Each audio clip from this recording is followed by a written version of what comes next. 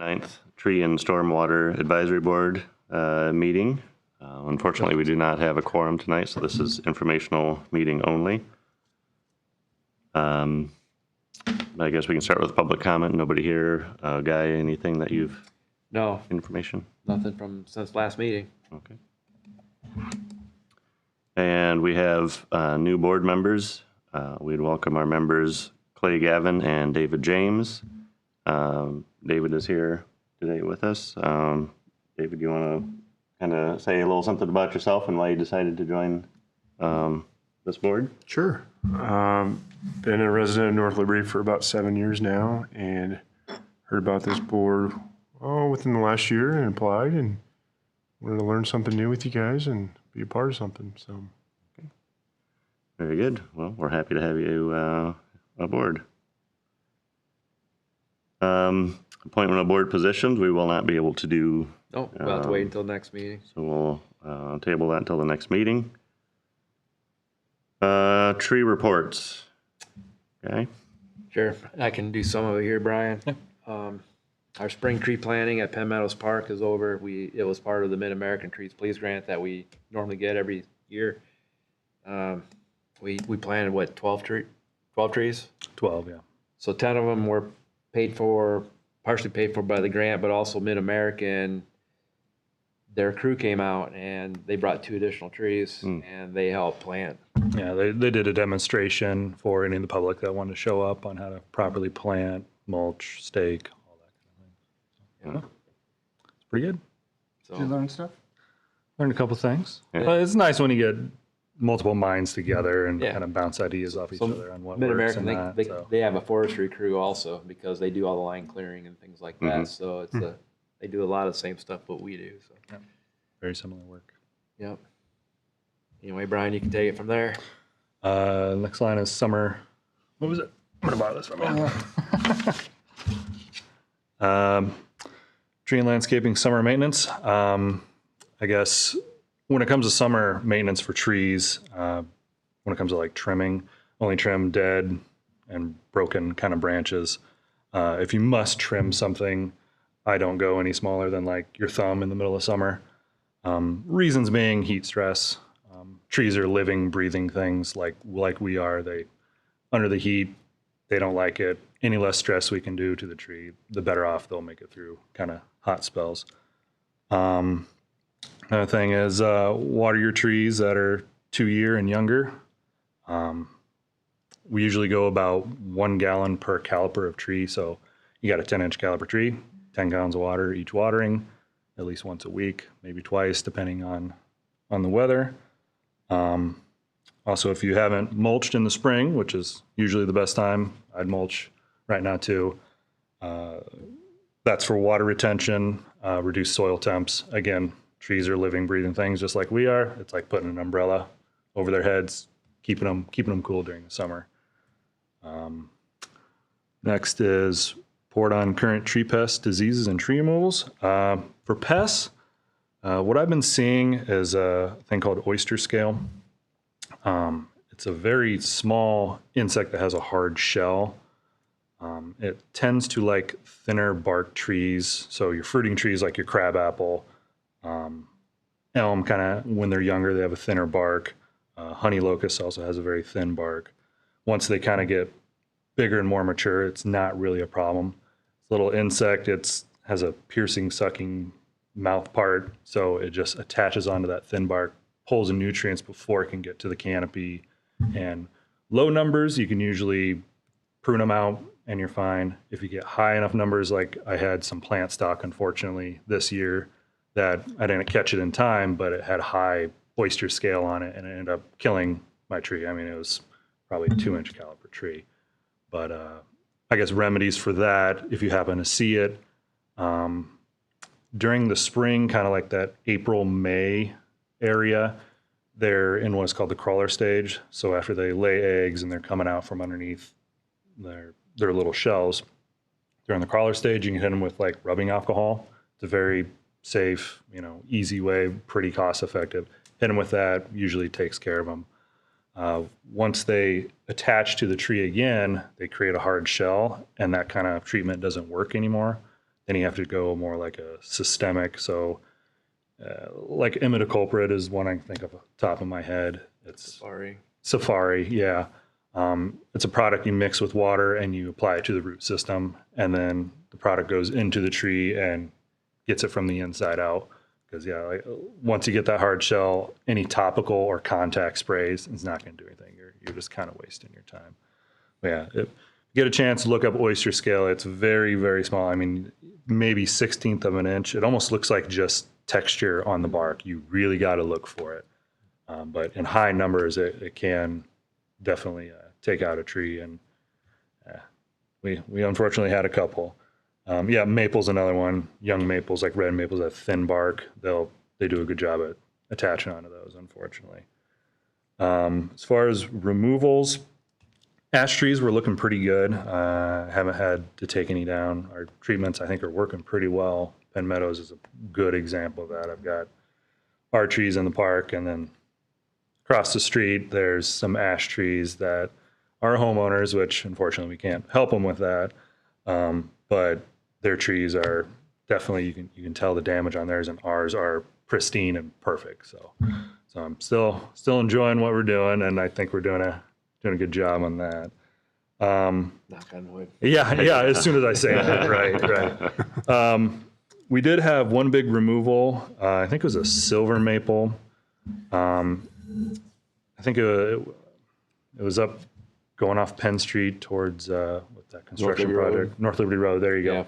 Towards the dog park. Towards the dog park. There you go. We had a very large silver maple out there. What would you say the diameter on that was?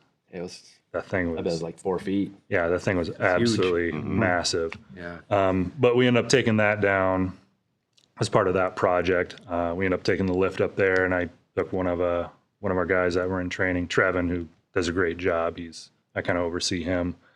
But we went up there, and we had to use the lift in this case because where the tree was located, it was close to a property line, and then also where they're doing the road construction. So we had a very tight window, and it was a very kind of decayed tree, and dropping it from the ground would have been quite risky. So we opted to drive our lift up there, chunk it out, and take it down, the safe way. So There've been a number of other trees that we've had taken. yeah, out too. we've had to take out multiple as well, and we kind of did a cleaning of our parks too on our way out to that tree to make the trip efficient, because that lift is slow. If you've ever seen that orange lift running through town, it takes a while. But yeah, that's kind of all I have for that. If there's any other tree topics or questions about trees, I'm happy to answer the best that I can. So, what type of trees did you plant at Penn Meadows? we had some oaks, we had a couple maples, and then I can't remember the third right off the top of my head. It was mainly oaks and maples, this one. Yeah. Our supplier is running low on He's variety. working his way out of business. He's working his way out of and it. So, retiring. Okay. yeah, so we're kind of limited on species, but Favorite nursery. yeah, favorite nursery. Yeah. He's been great to us. But yeah, Any leads on the next place to go to? I don't know. I don't like having to go like to Illinois or places like that. yeah, we definitely like We've staying been in lucky state. with a local grower for many, many years. Right. So I love bringing trees that are from here. Right. But a lot of people do bring them in from like Illinois, Minnesota, places like that. So we'll have to see. We're gonna have to figure out something else out, I guess. So Is there a certain amount you're trying to sustain out there, like to get to for trees at Penn Meadows per se? Not necessarily. We do the grant as part of that trees or the Tree City USA is an grant award that award. Yeah, received, and that's you a know requirement. the details a little bit more about that. Yeah, than I so would, but the Tree City USA, actually this year is our 30th year of getting that. And being active and getting grant funding and things like that is a requirement. One of the many requirements to get that award. So that's always a huge benefit to get that and plant trees, and like our Muddy Creek cleanup, that is also helps out with that award as well. But I don't know, we typically plant minimum 10 to 15 Yeah, trees a 10 year. to 15 a tree. Sometimes we'll have a big project and we'll plant many more. I mean, that's just what we plant. Now, like another project like City Hall here or a roundabout or something, those are trees that are planted by a contractor, and I'm not really counting those. So some of these were to replace ash also, right? Yes. Yeah, they And were. We lost some in that. most of those were they were all deciduous trees. We're trying to make shade up there Yep. at the ball field, so that's why we're planting deciduous trees. Yeah, we had that one DNR project after the derecho where we got quite a few Yeah. trees through that program as well. So we definitely look out for all those opportunities. Yeah, and the thing is that the opportunities are still out there, but we are getting very stretched on what we can actually maintain because of all these landscaping and things that have, and it's just, I've kind of pulled back a little bit on all the tree planting just because if you're going to plant it and take all the time to do that, you got to be able to take care of it too. And it takes resources. So Pin Meadows is just one that we've been concentrating on because we did have lost a few trees up there and we want to make future shade. So. And Brian, I know you mentioned watering less than 2 years. Do you water just 2 years for the city, or do you kind of expand to 3 or 4 years with the new plantings? It's really conditional on that. I would definitely the 2 years. I mean, it doesn't hurt to give them an extra shot outside of those 2 years. Honestly, any more that you can help, the better. Whatever your water bill allows you to, Right. you know. But yeah, there's when you get heat like this and you have a freshly transplanted tree, you couldn't possibly water it enough, honestly, because it's trying to put out new roots. It needs all that moisture to help spread. So, yeah. Very good. Next is stormwater report. Yes, you may. Well, I don't have a whole lot of new stuff. The DNR did contact me to do kind of an evaluation / I don't want to call it an audit, but they'll look over our MS4 program. Sat down with them last week. It's just he just goes through all the points in the permit, ask what we're doing about that, show them some documentation. It's probably about I'd say about a 2-hour interview, and then we went out and drove around some construction sites, kind of see if all that's going good, the SWIP stuff like you were talking about earlier, if all that's in line on my side of the quarterly inspections that I do on those. Everything looked really good. They were just here last year also. They hit me 2 years in a row. So this year it was pretty quick and simple. Went over some of the changes I've made in our permit to make it a little easier on us. Some of the old wording, when we first got issued that permit, we were a population of like 3,000 people or something. And so our infrastructure was much, much smaller. And since then, we're, up over 20,000 people. I think we're in the ballpark of 7,000 to 8,000 stormwater structures in town. And our old permit required us to inspect all those annually. And I'm the only person in the department, so that can get a little impossible. One man show. So essentially it was, last year when we met, it was kind of one of those, we're going to be out of compliance on this one, and there's no possible way we can be in compliance unless we were to hire a third-party company to come in every year and do this. So I was able to get that language changed to break it down to inspection of all infrastructure throughout the permit cycle. So I have 5 years now to do all of them. And so we'll kind of break the city up into 5 quadrants, and we can use that same system for, maintenance, cleaning, televising, all that kind of stuff.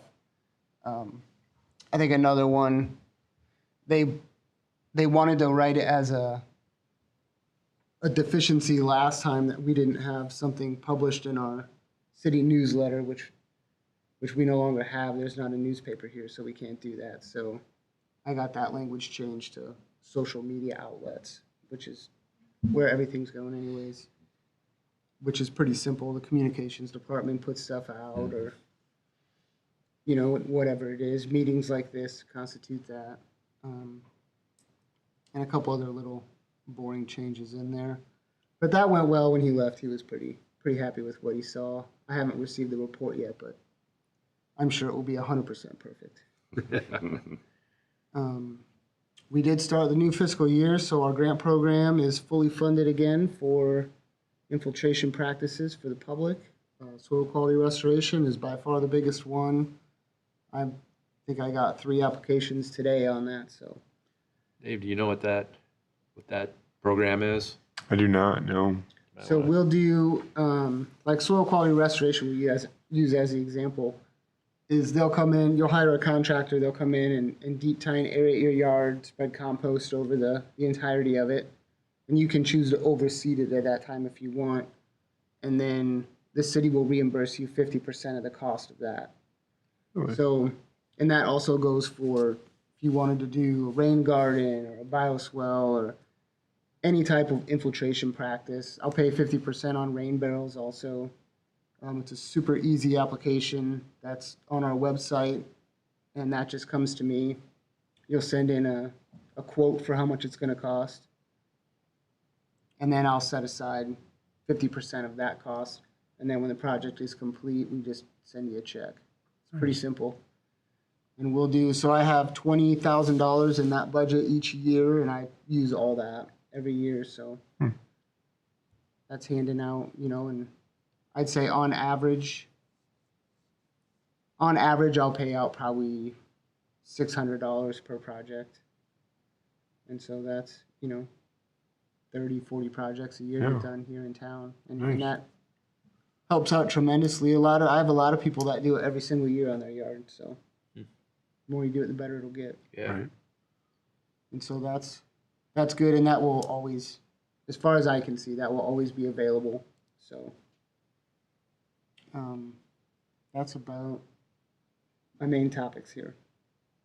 All right. Just a reminder, a refresher, the rain barrels, they're not purchased through you anymore. It's just you buy one and get reimbursed for Yep, the you can cost of order it. it on Amazon, buy it at Menards, just as long as you provide me with a receipt, and then I'll come out and double check you actually got one and put it in. And yeah, it's all pretty simple. I'll include in that a lot of them. You can pick up the diverters when it gets full. You know, it'll then divert to your normal downspout. I'll include that in the cost also, because those can get a little pricey too. All right. Informational only, but any old business? There's nobody beside me from the old crew, I guess, to bring up. exactly. So, and doesn't sound like there's any new business. So, I guess we'll go on to our next meeting, which will be October 8th, 2025 at 7 p.m. And hopefully at that point we'll have a quorum and we can do the board positions and anything else that needs our blessing. So with that, I guess we will adjourn the meeting. Sounds good. Thank you. You can still use a gavel if you want to. All right. All right.